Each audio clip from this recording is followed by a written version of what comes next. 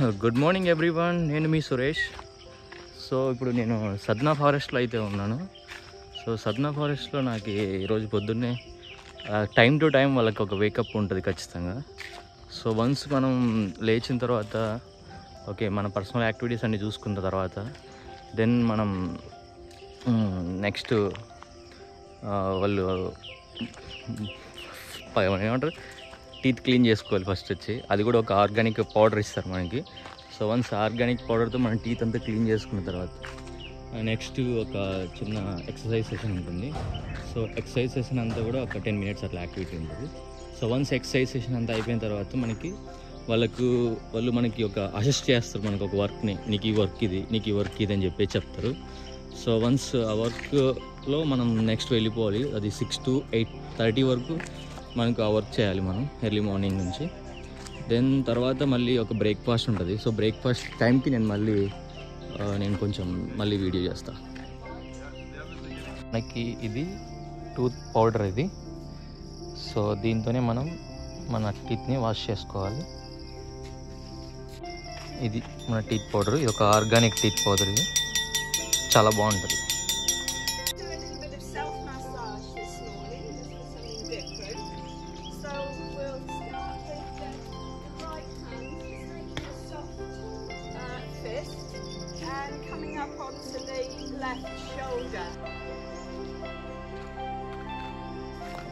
ఇక్కడ మనకి పడుకోవడానికి చాలా భలే ఉంటుంది. నైట్ అయితే నాకు చాలా బాగా నిద్ర వచ్చింది.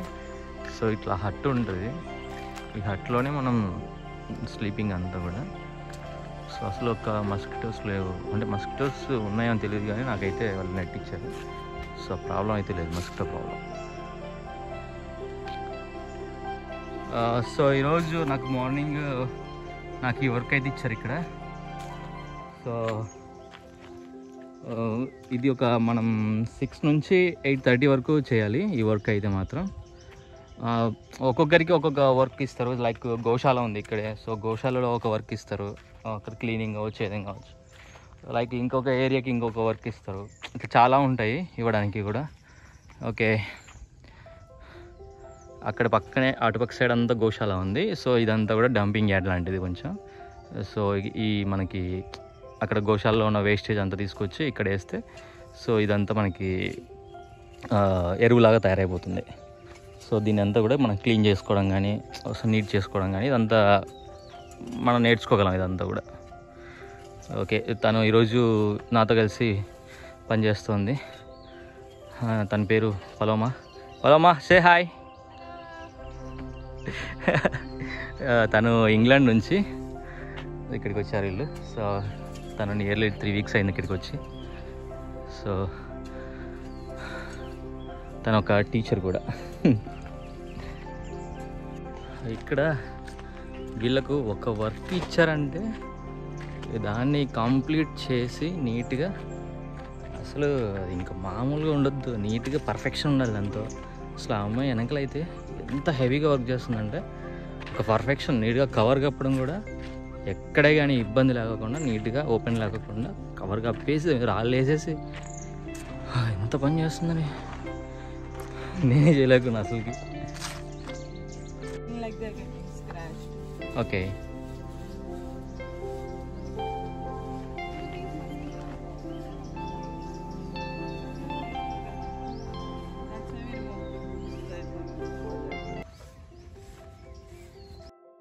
సో ఇక్కడ ఈ కమ్యూనిటీలో తినే ఫుడ్ అంతా కూడా కంప్లీట్ వేగన్ ఫుడ్ అంటారు. వేగన్ అంటే ఇంకా అది వెజిటేరియన్ కాదు, అంతకు మించి ఉంటుంది. సో వాళ్ళు ఈవెన్ మిల్క్ కూడా తీసుకోరు, జంతువులకు సంబంధించి ఎలాంటి ఫుడ్ కూడా వాళ్ళు తీసుకోరు. ఓకే, ఇప్పుడు నేనున్న హట్ అయితే చూపిస్తాను. ఓకే, గుడిసె ఇది, నేనున్న గుడిసె ఇది. సో ఈ గుడిసెలో ఇది మాకు ఎంట్రీ. సో లోపలికి వెళ్తే ఇవన్నీ ఇలా కార్డ్స్ అన్నీ ఉంటాయి మొత్తం లోపల, మంచాలు.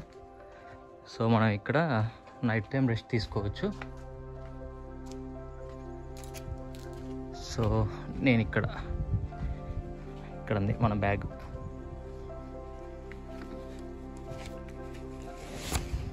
మంచిగా ఒక పరుపు, 2 దుప్పట్లు, బాగుంది. మొత్తానికి అయితే బాగానే ఇచ్చారు. బాగా నిద్ర వచ్చింది నైట్ అయితే, నాకు చాలా బాగా నిద్ర వచ్చింది. ఫస్ట్ డే ఇలా ఉంటాయి అంతా.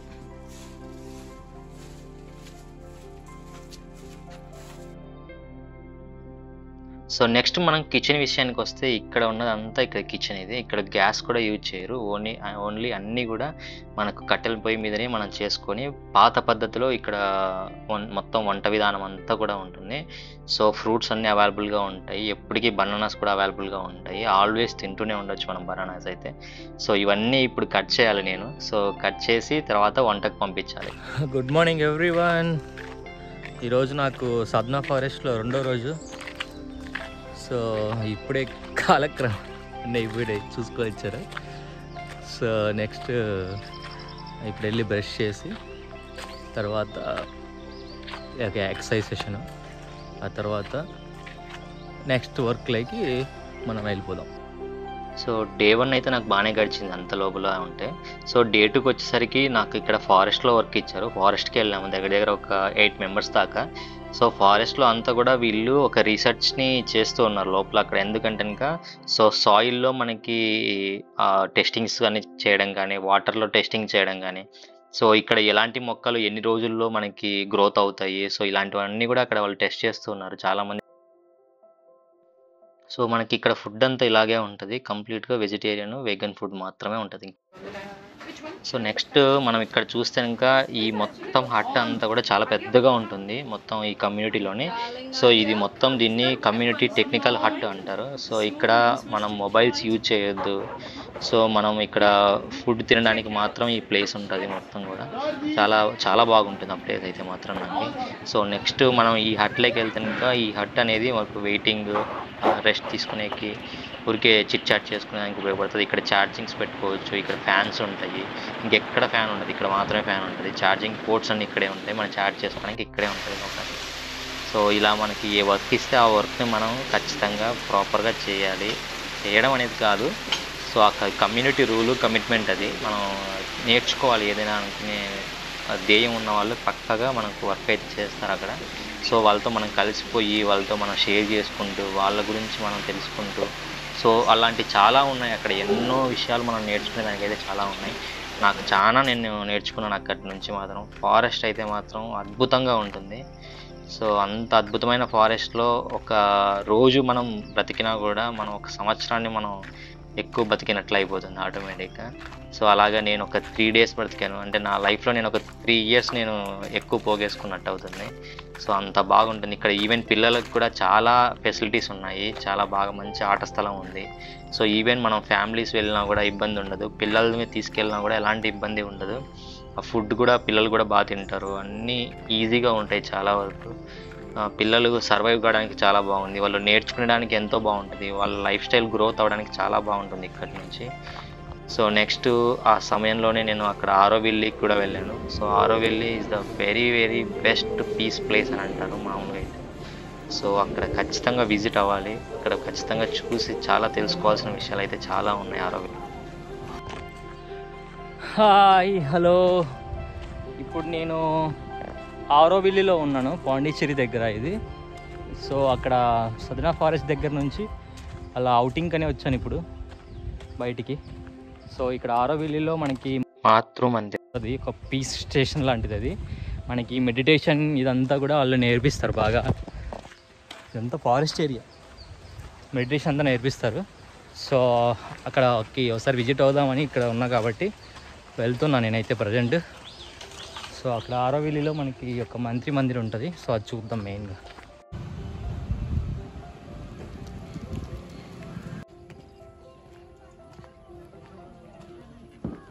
సో ఇదే the beautiful Matrimandir. So the mother అని కూడా అంటారు ఈ ప్లేస్ని అయితే మాత్రం. చాలా బ్యూటిఫుల్గా ఉంటుంది. ఆ గోల్డ్ కలర్లో బిల్డింగ్ అయితే మాత్రం ఒక పీస్, ఒక శాంతియుతంగా ఉండే ప్రదేశం మొత్తం మీద ప్రపంచం. సో మనం ఆరోవిల్లీ ఎస్టాబ్లిష్ టైం గురించి మాట్లాడుకోవాలంటే కనుక మనం ముఖ్యంగా 1968లో మనకి మిర్రా అల్ఫాసా అనే ఒక ఆమె, ది మదర్ అని కూడా అంటారు ఆమెను. సో ఆమె ఈ ఆరోవిల్లీ అనే ప్రాంతాన్ని అంతటిని కూడా క్రియేట్ చేశారు. సో స్థాపించారని కూడా చెప్పుకోవచ్చు మనం. సో ఆమె ఒక రకంగా చెప్పాలంటే శ్రీ అరబిందో గారి శిష్యురాలని లాగా నేను అనుకుంటున్నాను. నాకు ఎగ్జాక్ట్గా అయితే తెలియదు.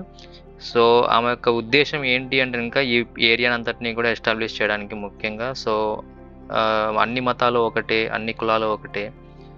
ఇంకా మనకి ఎలాంటి తేడాలు అనేటివి లేదు, చిన్న పెద్ద అనే కులాంతరంగా ఎలాంటి తేడాలు లేకోకుండా, డబ్బు పరంగా తేడాలు లేకోకుండా, లింగ భేదం అనేది లేకుండా, ఆడ మగ అనే తేడా లేకోకుండా, సో ఏవైనా కానీ అందరూ సమానంగా అనే ఒక ముఖ్యమైన నినాదంతో ఆమె ముందుకెళ్ళి ఇలాంటి ఒక అద్భుతమైన, ఆ కాలంలో ఒక డెవలప్డ్ టౌన్షిప్ లాగా దీన్ని డెవలప్ చేశారు ఆరోవిల్ని. సో ఆరోవిల్ అంటే ఇంకా ఒక శాంతియుతమైన ప్రదేశం అని కూడా మనం అనుకోవచ్చు. సో ఇక్కడ మనకు కనిపించే ఆ బిల్డింగ్ అయితే మాత్రం ఒక శాంతియుతమైన ప్రదేశమే ముఖ్యంగా చెప్పాలంటే. సో ప్రస్తుతానికి ఇక్కడ చాలా రెనోవేషన్స్ అయితే చేస్తూ ఉన్నారు. ఇంకా ముఖ్యంగా చెప్పాలంటే ఇక్కడ అప్పటికి ఆ కాలంలోనే సోలార్తో ఉపయోగించే సిస్టమ్ అంతా కూడా చాలా డెవలప్ చేశారంట ఇక్కడ. సో అలాంటి ఒక ఫస్ట్ ప్లేస్ అని కూడా మనం ఇండియాలో ఈ ప్లేస్ని మనం ముఖ్యంగా గుర్తించుకోవచ్చు. సో ఇది పాండిచ్చేరికి నియర్లీ 10 కిలోమీటర్లో ఉంటుంది. సో ఒక అద్భుతమైన ప్రదేశము, అక్కడికి వెళ్ళి మనం ఖచ్చితంగా విజిట్ చేయాల్సిన ప్రదేశం మొత్తం మీద అయితే మాత్రం. సో ఆరోవిల్ అనేది వాస్తవికత, మానవ ఐక్యత కోసం రూపొందించిన ఒక సజీవమైన ప్రదేశం లాంటిది ఇది, ముఖ్యంగా చెప్పాలంటే మాత్రం చాలా అద్భుతం. సో ఇక్కడ మెన్షన్ చేసి ఉన్నారు కదా, సో 1968లో మనకి ఫస్ట్ ఇనాగ్రేషన్ జరిగింది. సో మనకి రెడీ అయ్యేసరికి 74కి రెడీ అయిపోయింది మొత్తం కూడా. సో ఇక్కడ మొత్తం మ్యాటర్ అంతా కూడా ఇక్కడ మెన్షన్ చేసి ఇచ్చారు. సో మనకి ఏంటి హిస్టరీ ఏంటి, ఆరోవిల్ అంటే ఏంటి అనే దాని గురించి.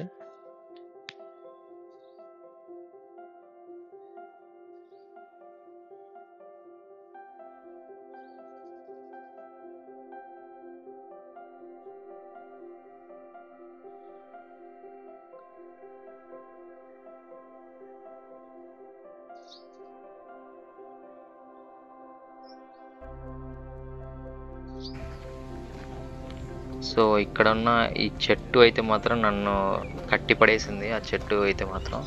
సో ఏంటి అంటే ఇంకా ఇది బెనియన్ ట్రీ అంటే ఒక మర్రి చెట్టు అనుకో, మర్రి చెట్టు. సో మర్రి చెట్టు ఎన్ని రకాల ఊడలు ఉన్నాయంటే ఇంకా అన్నీ ఉన్నాయి చుట్టూతల.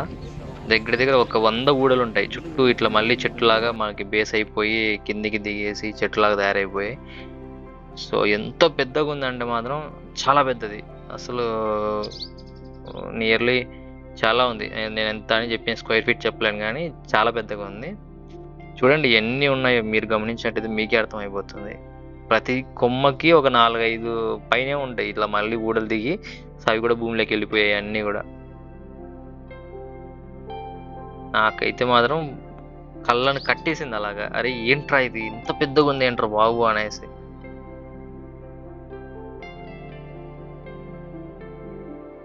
అసలు ఇలా దిగిన ఊడలే మళ్ళీ పెద్ద పెద్ద చెట్లలాగా తయారైపోయాయి మళ్ళీ అక్కడ. ఇది మెయిన్ మనకి మెయిన్ చెట్టు.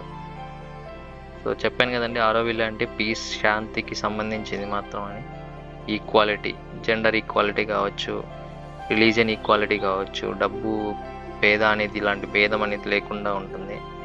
సో ఇలాంటి వాటన్నిటికీ కూడా Auroville is the best place living for life అన్నట్టు. సో ఇదంతా కూడా ఒకప్పుడు ఎడారి ప్రాంతం అంట. సో గవర్నమెంట్ వన్స్ వాళ్ళకి ఇచ్చిన తర్వాత ఇదంతా ఇలా అడవిలాగా తయారైపోయింది ఇప్పుడు. సో నెక్స్ట్ అక్కడ నుంచి నేను బీచ్కి అయితే వెళ్ళాను పాండిచ్చేరిలో. సో ఇది రాక్ బీచ్ పాండిచ్చేరిలో. చాలా బాగుంటుంది చూడడానికి.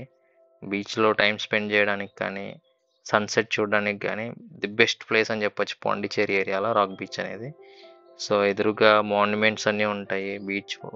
బీచ్ వరుసగా నడుచుకుంటూ వెళ్తుంటే సో పెద్ద పెద్ద బిల్డింగ్స్ ఉంటాయి. చాలా ఫ్రెంచ్ టౌన్ అంటాం కదా, ఫ్రెంచ్ స్టైల్లో ఆ బిల్డింగ్స్ అన్నీ కూడా బిల్డ్ చేసి ఉంటారు, చాలా బాగుంటాయి. సో ఈ అమ్మాయి ఆద్య నాకు సాధనా ఫారెస్ట్లో పరిచయం అయింది. సో ఈ అమ్మాయి తప్పోయింది ఆ టైంలో. సో ఈ అమ్మాయిని వెతకడానికి మాకు 10 నిమిషాల టైం కూడా పట్టింది అక్కడ. చాలా చాలా అసలు మాకు చెప్పుకోకుండా వెళ్ళిపోయింది బీచ్లోకి, నీళ్ళ దగ్గర ఆడుకుంటుంది ఆ అమ్మాయి అయితే. సో తర్వాత ఒక చిన్న నెమలి పింఛం అమ్మాయి దగ్గర ఉంటే, సో దాన్ని ఆ ఇసుకలో చెక్కేసి వెళ్ళి ఆడుకుంటూ ఉండే. సో ఆ నెమిలి పింఛాన్ని చూసి అమ్మాయిని కనుక్కున్నాం. సో ఇది సాధనా ఫారెస్ట్ గురించి మరియు Auroville and Pondicherry rock beach గురించి వీడియో ఇది మొత్తం. సో కంప్లీట్గా ఇది 2 days వీడియో ఇది. సో హోప్ ఈ వీడియో అయితే మీకు బాగా నచ్చిందని అయితే అనుకుంటున్నాను. సో నేను అక్కడ ఎక్స్పీరియన్స్ చేసింది అయితే మాత్రం బాగుంటుందని అనుకుంటున్నాను మీరు. సో మీకు నచ్చితే సబ్స్క్రైబ్ చేసుకోండి. సో సబ్స్క్రైబ్ చాలామంది చాలా తక్కువగా చేసుకుంటున్నారు, చాలా ఎక్కువ మంది చూస్తున్నారు కానీ సబ్స్క్రైబ్ మాత్రం చేసుకోవట్లా. సో ప్లీజ్ సబ్స్క్రైబ్ చేయండి, ప్లీజ్ అడుగుతున్నా. సో నెక్స్ట్ లైక్ కొట్టండి, అలాగే సో కామెంట్ చేయండి మీకు ఈ వీడియో గురించి ఎన్ని డౌట్స్ ఏమన్నా ఉంటే మాత్రం చెప్తా. Thank you very much. నచ్చితే షేర్ చేయండి మీ ఫ్రెండ్స్కి ఎవరికైనా కానీ, ఎందుకంటే సాధన ఫారెస్ట్ వెళ్ళే వాళ్ళకి చాలా ఉపయోగపడుతుంది ఈ వీడియో మాత్రం. Thank you, bye bye.